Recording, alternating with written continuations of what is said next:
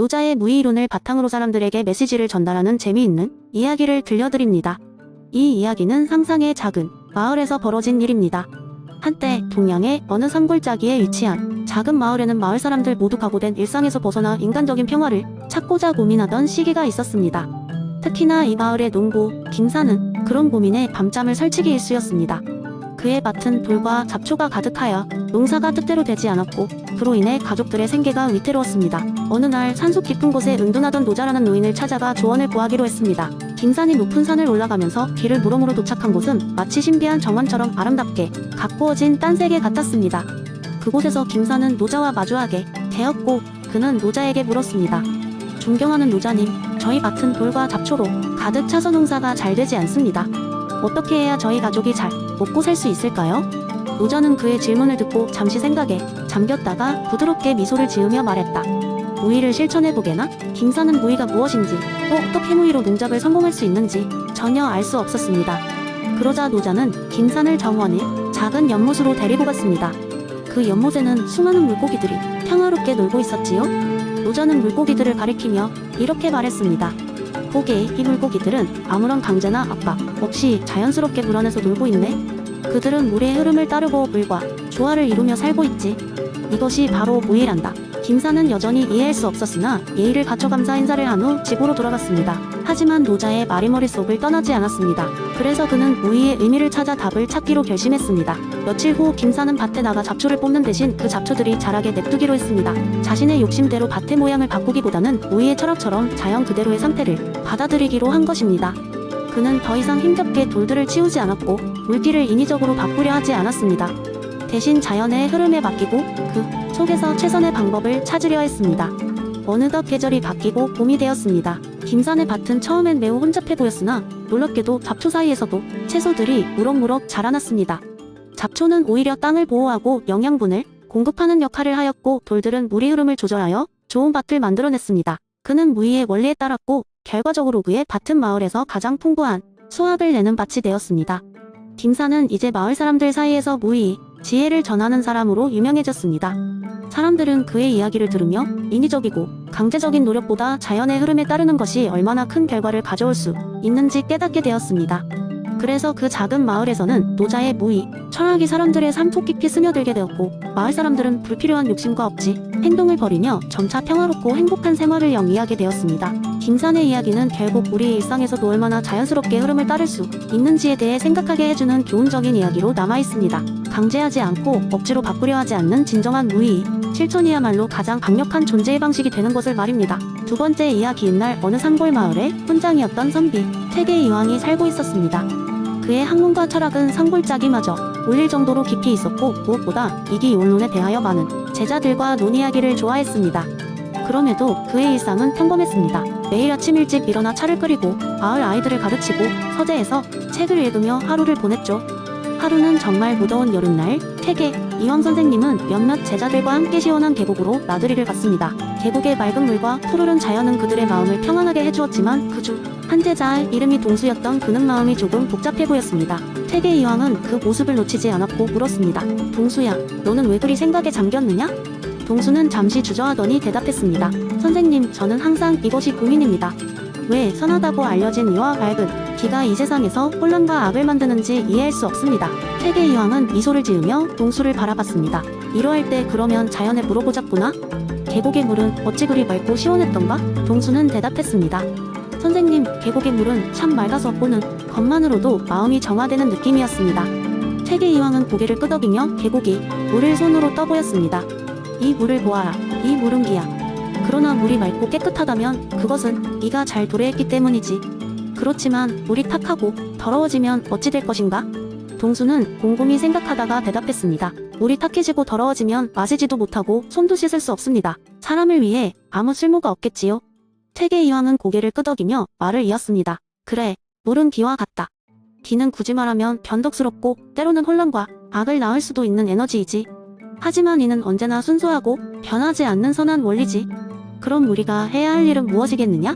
동수는 하늘을 보며 생각을 이어갔습니다. 우리의 임무는 기를 이로 다스려서 혼란과 악을 막아내는 것입니다. 그렇지 않다면 변덕스러운 기는 언제든지 악으로 변할 수 있으니까요. 퇴계 이황은 미소 지으며 동수의 어깨를 두드렸습니다.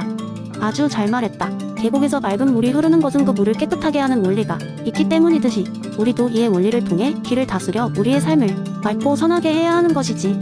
기는 변덕스럽다.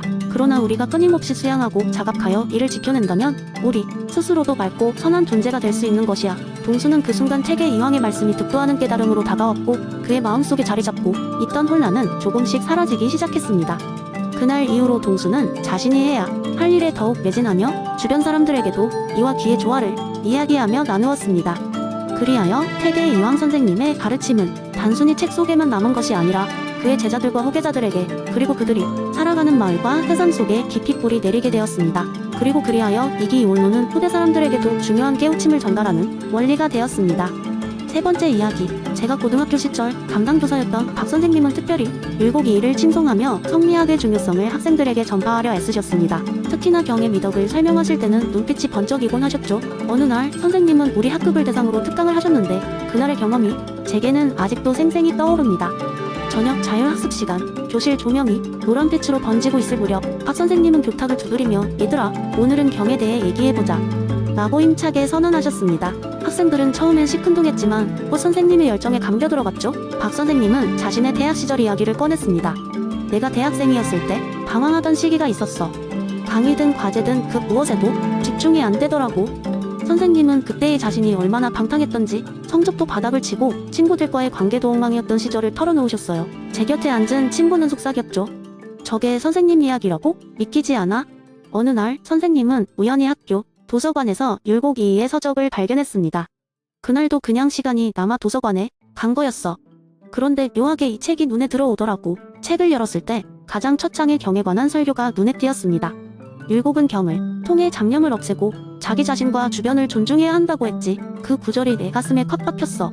선생님은 책 속이 그 한 문장이 자신을 얼마나 변화시켰는지를 설명하며 경이란 단순히 자신을 엄격하게 다스리는 것이 아니라 주변에 대한 존중과 애정을 키우는 것임을 강조하셨습니다.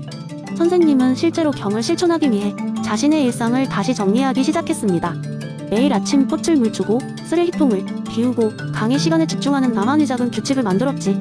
그런 식으로 조금씩 변화를 시도하셨다는 말씀에 학생들 사이에 웅성거림이 일었습니다. 저건 우리도 할 수 있을 것 같아라는 속삭임이 여기저기서 들렸죠. 선생님은 이어서 친구들과의 관계에서 도경을 실천하려고 노력했지. 상대방의 의견을 존중하고 들어주는 것부터 시작했어. 이렇게 작은 실천이 주변 사람들에게도 긍정적인 영향을 미쳤음을 말씀하셨습니다. 친구와의 갈등이 줄어들고 성적도 점차 회복되었음을 밝히며 경이 실천이 어떻게 삶을 바꿀 수 있는지를 구체적으로 설명하셨습니다. 우리 반 학생들은 그날 특별히 뭔가에 푹 빠져드는 느낌을 받았습니다. 얘들아, 오늘 밤부터 바로 실천해보자 라는 말이 모두 입 밖으로 흘러나왔을 정도였죠. 이후로도 계속해서 선생님의 경 실천 이야기는 대개 우리 반에서 큰 화제가 되었습니다. 저는 그날 이후 작은 노트를 하나 준비해 매일 아침마다 오늘의 경이라는 제목으로 자신을 다잡고 주변을 관찰하며 실천할 수 있는 다짐을 적어 내려갔습니다. 그렇게 경을 실천해가는 과정은 제 삶의 커다란 전환점이 되었죠. 수학시험에 몰두하며 시험하는 마음을 다지기도 하고 친구와의 대화에서 존중하는 마음을 실천하며 관계 개선을 이루기도 했습니다. 박 선생님의 영향력은 끝없이 퍼져나갔고 우리 반 학생들 모두 작은 변화와 큰 성장을 경험할 수 있었습니다. 때로는 작은 실천이 삶을 통째로 바꿀 수 있음을 그때 깨달았고 율곡이의 경은 단순히 책 속의 이론이 아니라 삶을 살아가는 구체적인 지침이라는 것을 몸소 배우게 되었습니다. 이렇게 박 선생님의 경특강은 우리가 일상에서 쉽게 잊을 수 있는 여심의 중요성을 다시금 일깨워주는 강력한 계기가 되었고 그 추억은 해가 지나도 잊혀지지 않는 깊은 인상으로 남아있습니다. 네 번째 이야기. 어느 날 작은 마을에서 거대한 예절 대회가 열렸습니다. 이 대회는 마을의 영웅이나 명예를 얻기 위해 참가자들이 서로의 예절과 도덕성을 뽐내는 자리였습니다. 그 중에서도 유독 말과 행동으로 다른 참가자들을 압도하는 사람이 있었으니 그의 이름은 바로 조지였습니다. 조지는 어릴 적부터 항상 어른들께 칭찬을 받아왔습니다. 조지, 너 참 예의가 바르구나. 조지처럼 행동하면 부모님도 기뻐하실 거야. 매일같이 들려오는 칭찬을 통해 조지는 점점 스스로를 예절의 화신이라고 여기게 되었습니다. 예절 대회 당일 모든 참가자는 칸트의 가언명령과 정언명령 이론 중 하나를 선택하여 자신의 도덕적 원칙을 설명해야 했습니다. 조지는 너무도 자신만만하게 무대에 올라가 큼직한 소리로 외쳤습니다. 나 조지는 가언명령을 통해 언제나 자명한 예절을 지켜왔습니다. 공부하려면 열심히 하고 성공하고 싶다면 부지런해야 하죠. 즉, 사람들은 항상 목적에 맞춰 행동해야 합니다. 그 순간 객석에서 느긋하지만 단단한 목소리가 울려 퍼졌습니다. 조지, 그럼 내가 나쁘지 않은 일을 할 때에도 항상 목적에 따라 행동하니? 그 목소리는 바로 마을의 원로이며 칸트의 철학을 사랑하는 필립 할아버지였습니다. 조지는 대답했습니다. 그렇습니다. 만약 어떤 이익이 있다면 그에 맞춰 행동합니다. 그러자 필립 할아버지가 미소를 지으며 말했습니다. 좋다. 이제 내가 풀어줄 이야기를 잘 들어보게나? 필립 할아버지는 이런 이야기를 들려주었습니다. 옛날 옛적 칸트의 철학을 깊이 연구한 한 젊은 학자가 있었습니다. 그의 이름은 알렉스였습니다. 알렉스는 항상 행동의 도덕성을 실천하기 위해 노력하였습니다. 어느 날 알렉스는 길을 걷다가 매우 지친 노인을 발견했습니다. 그 노인은 지쳐서 더 이상 걸을 수 없는 상태였고 누구도 그를 도와주지 않았습니다.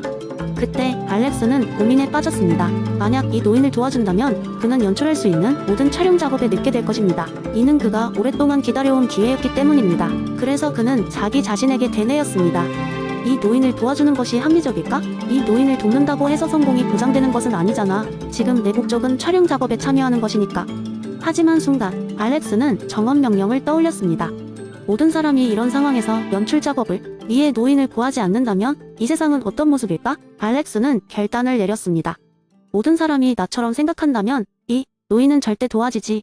결국 알렉스는 자신의 연출 작업을 포기하고 노인을 도와 병원에 모시고 갔습니다. 놀랍게도 그 노인은 알렉스가 동경해온 유명한 감독이었고 노인을 돕는 그의 모습을 본 감독은 그를 자신의 작품의 주연으로 세우게 되었습니다. 그 이후 알렉스는 큰 성공을 거두게 되었죠.